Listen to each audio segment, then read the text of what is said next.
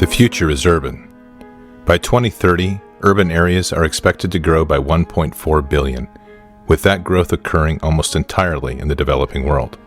Cities will account for 60% of the world's population and 70% of the world's GDP. The urban environment will be the locus where drivers of instability will converge. It is the domain that by the year 2030, 60% of urban dwellers will be under the age of 18.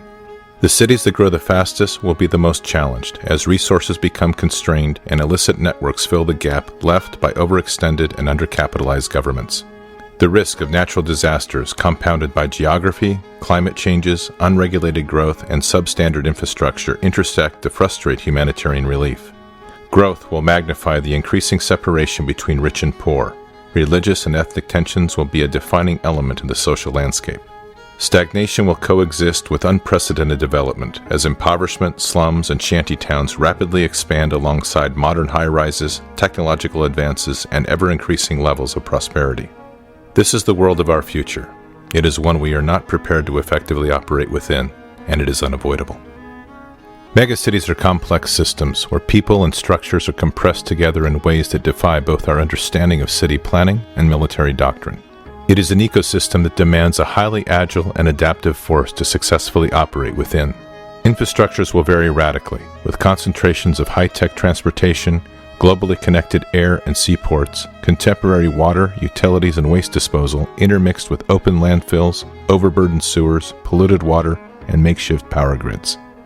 Living habitats will extend from the high-rise to the ground-level cottage to subterranean labyrinths, each defined by its own social code and rule of law. Social structures will be equally challenged if not dysfunctional, as historic ways of life clash with modern living, ethnic and racial differences are forced to live together, and criminal networks offer opportunity for the growing mass of unemployed. This becomes the nervous system of non-nation-state, unaligned individuals and organizations that live and work in the shadows of national rule. Where physical domains can be seen, digital domains will have limitless potential to breed and expand without limit.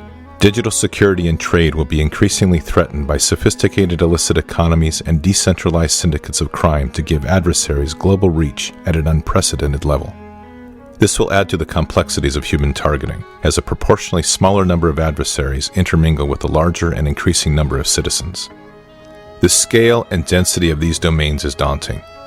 In a city of 10 million, where you hold the support of 99% of the population, the remaining 1% represents a threat of 100,000.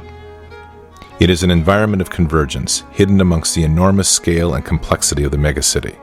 These are the future breeding grounds, incubators, and launching pads for adversaries and hybrid threats. Linked globally, these are man-made labyrinths that provide refuge and movement across the vast sections of these cities where alternate forms of governance have taken control. The advice of doctrine, from Sun Tzu to current field manuals, has provided two fundamental options. Avoid the cities, or establish a cordon to either wait out the adversary, or drain the swamp of non-combatants and engage the remaining adversaries in high-intensity conflict within. Even our counterinsurgency doctrine, honed in the cities of Iraq and the mountains of Afghanistan, is inadequate to address the sheer scale of population in the future urban reality. From the streets of Aachen to the Citadel and Way, we have defeated adversaries who attempted to use urban terrain to their advantage. Urban conflict is written deep into the Army's histories. But in tomorrow's conflict, these megacities are orders of magnitude greater in complexity, and our current options do not meet strategic ends. Our future operations must allow us to rapidly return the city to the people. They will be too large and complex to isolate or cordon in their entirety. Yet our soldiers will have to operate within these ecosystems with minimal disruption and flow. Our current and past strategies can no longer hold. We are facing environments that the masters of war never foresaw. We are facing a threat that requires us to redefine doctrine and the force in radically new and different ways. The future Army will confront a highly sophisticated urban-centric threat that will require that urban operations become the core requirement for the future land force. The threat is clear. Our direction remains to be defined. The future is urban.